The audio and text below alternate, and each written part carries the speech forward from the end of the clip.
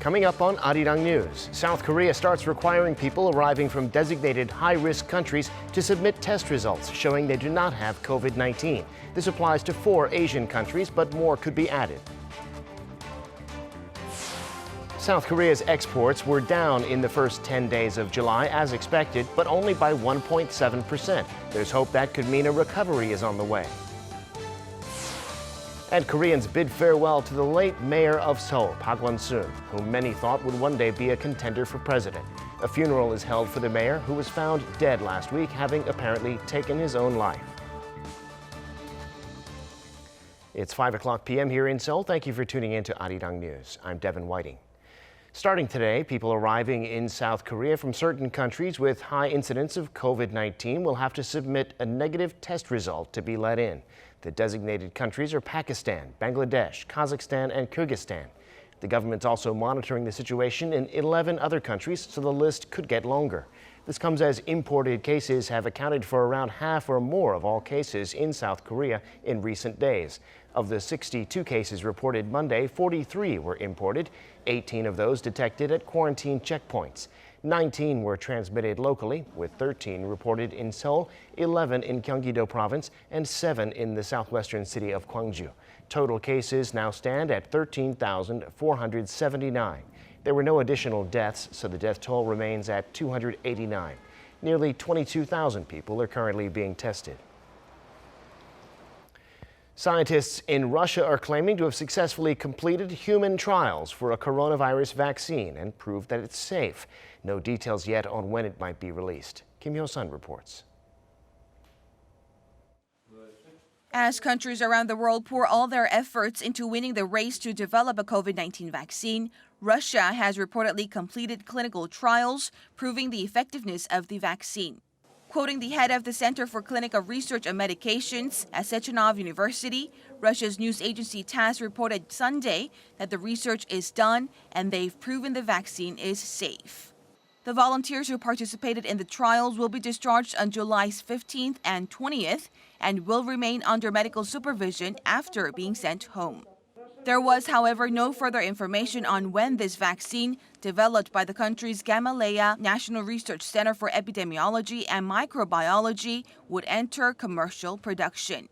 Meanwhile, German scientists have found that COVID-19 antibodies may not last longer than a few months, dampening hopes for long-term immunity. An antibody study carried out by a medical clinic in Munich showed that in 4 of the 9 patients, there has been a significant drop in the amount of neutralizing antibodies. This suggests that recovered patients can contract the virus again. Against this backdrop, experts in the US say an antibody-rich blood plasma injection could be the next best thing to an effective COVID-19 vaccine.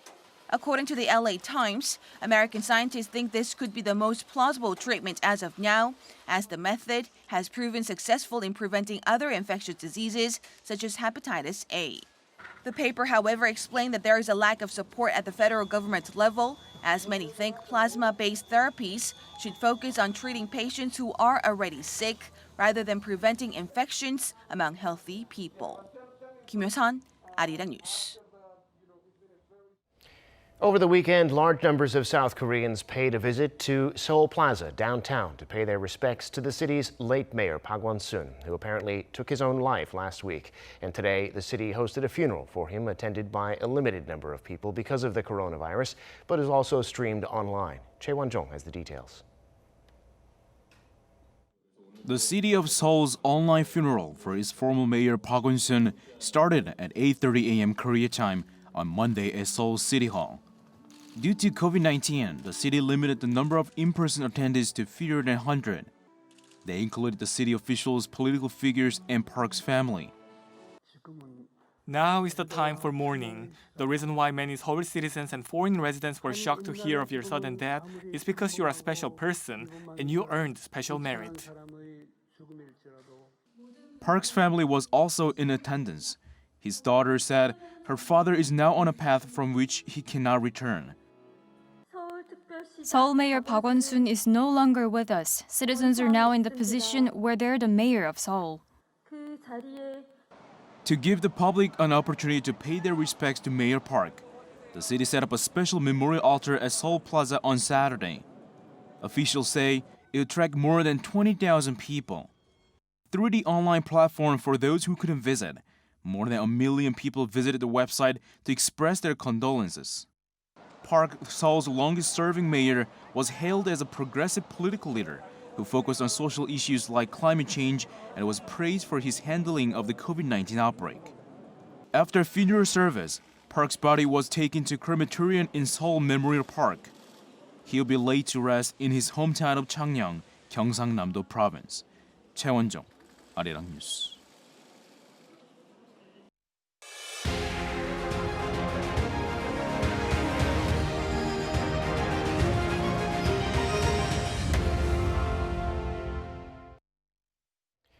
South Korea's total exports in the first 10 days of July were down, as expected, but they seem to be recovering. Also, the country's ICT exports in June went up by 1%, which was the first increase in 3 months. Ji-young has the details.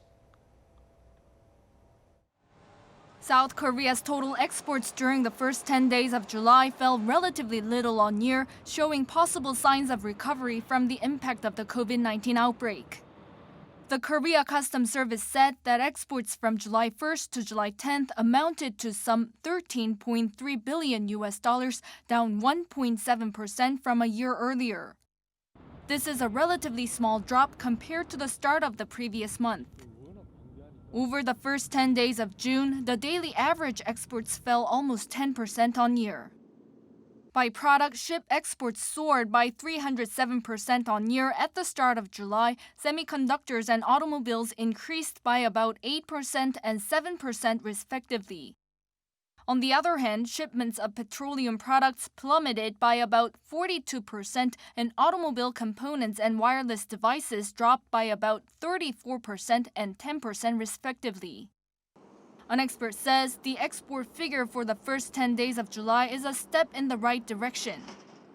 Which is a great improvement considering the first half growth performances, which is about negative 10%. But if you look at the figure, the number, the reason that for the first 10-day improvement is because of the irregular export in shipbuilding, which is about 300% increased over the last year.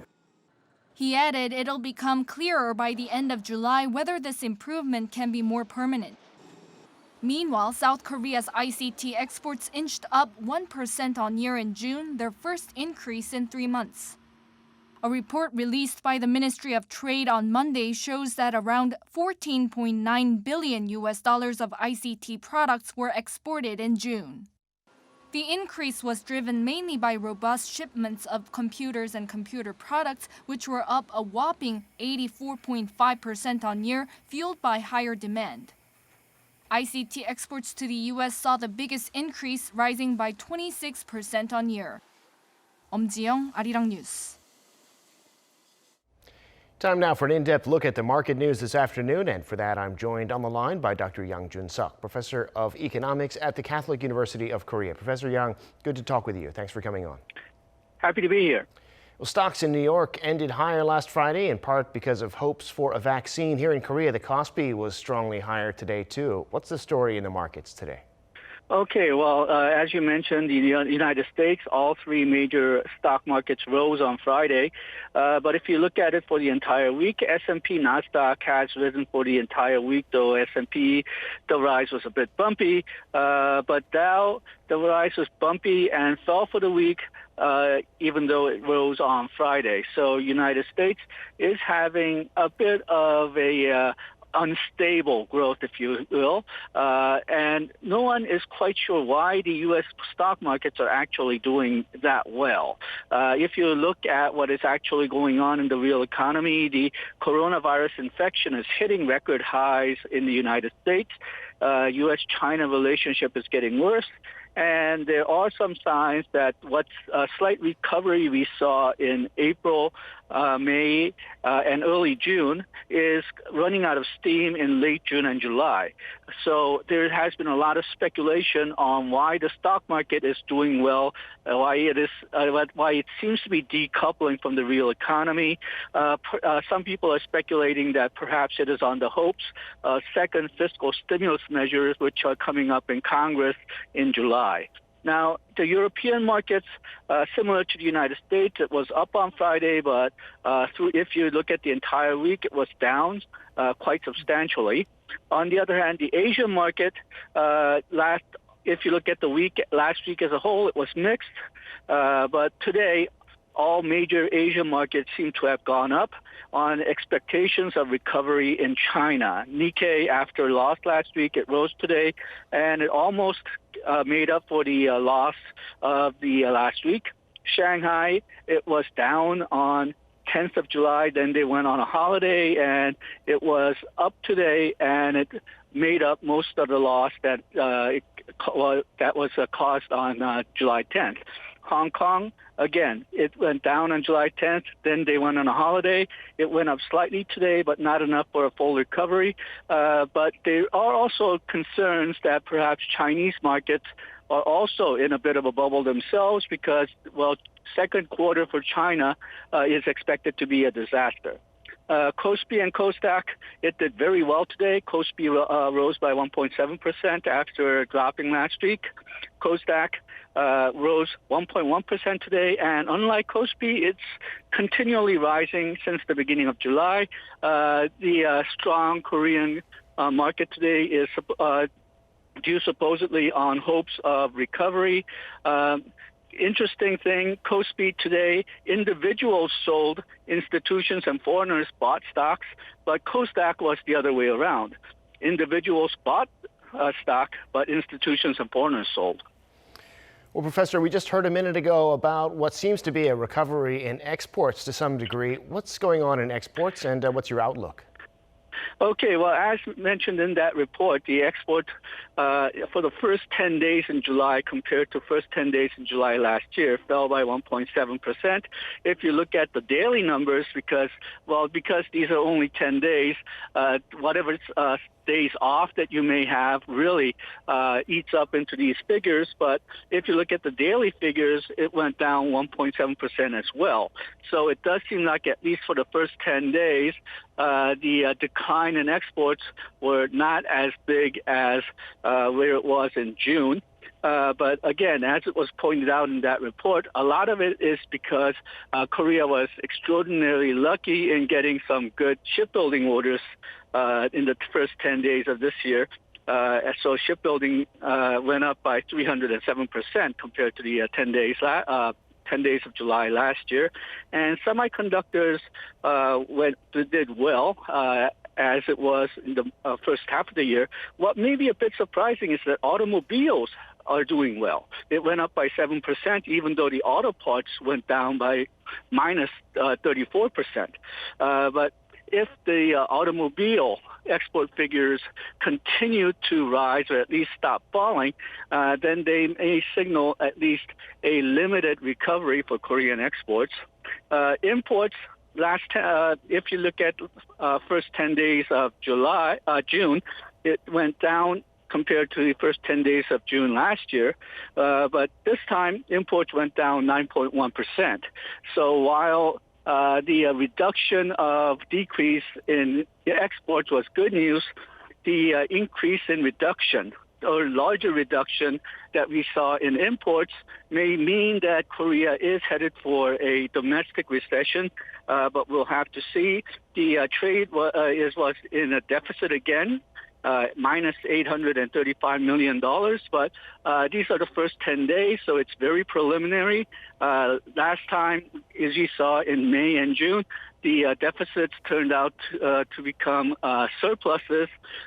So the first 10 days of the month, the figures should not be representative of the entire month. We should wait until we see the figures for the first 20 days of the month in the next couple of weeks. All right, Professor, it's Monday. Give us a preview, a couple of things that are coming up this week. Okay, well, there's the monetary policy meeting by the Bank of Korea on Friday. We'll have to see where the interest rate goes. Most people expect the interest rate to be frozen. The June employment report is coming out on Wednesday, so we'll have to see what happens to the full-time worker data, manufacturing employment data, whether the coronavirus is eating into Korea's exports and jobs in the manufacturing sector. Also, what is happening with full-time jobs is especially important because that is not very much affected by government-created part-time jobs. So the job numbers should be very interesting here. And then for foreign statistics, the Bank of Japan is publishing their economic outlook this week. U.S. they're publishing their monthly oil reserves, which should give some indications on how the oil prices may change. And this is probably the most important, the U.S. retail sales, the consumption. As I mentioned, there are some fears that the U.S. recovery is dying down. And if it is, then it should show itself in the retail sales numbers. All right, Professor Young, always good to have you on. Thanks so much for your insights. Thank you. Now, the amount of unemployment benefits paid out in South Korea last month rose to a record high. According to the Labor Ministry, the government paid 1.1 trillion won in state unemployment allowances last month, a little under $1 billion, an increase of nearly 63% on year. The figure has broken record after record since February because of the pandemic. The ministry explained that not only have many Koreans lost their jobs, but the government's increased the budget for unemployment and the length of the benefits since last year. The Korean company Nongshim, best known for its instant noodles brand Shinlan, posted record-high sales in the United States in the first half of this year. The company says its sales came to $164 million, up 35% on year. Sales were up at major U.S. retailers such as Walmart, Costco, and Amazon. The increase was led by products under the Shinlan brand, but a significant rise was also seen in other Nongshim products, including its cup noodles. The company attributed the growth to the increasing appeal of its products among different ethnicities in the U.S. and a greater demand for instant food due to the pandemic.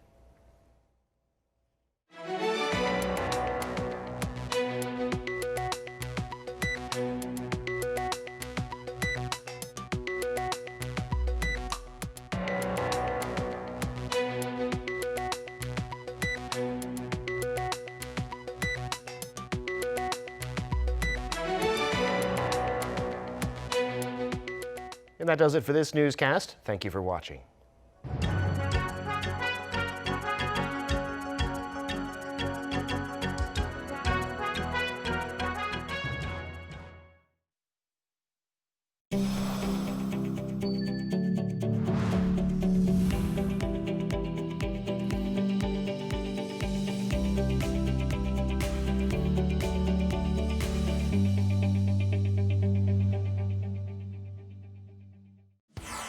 Daily social distancing. The goal of daily social distancing is to prevent the spread of diseases while carrying out daily business and social activities. It consists of preventive measures for individuals and for communities. If you are ill, stay at home for 3 to 4 days. Maintain a distance of 2 arms length from others. Wash hands for 30 seconds, cough into your sleeves,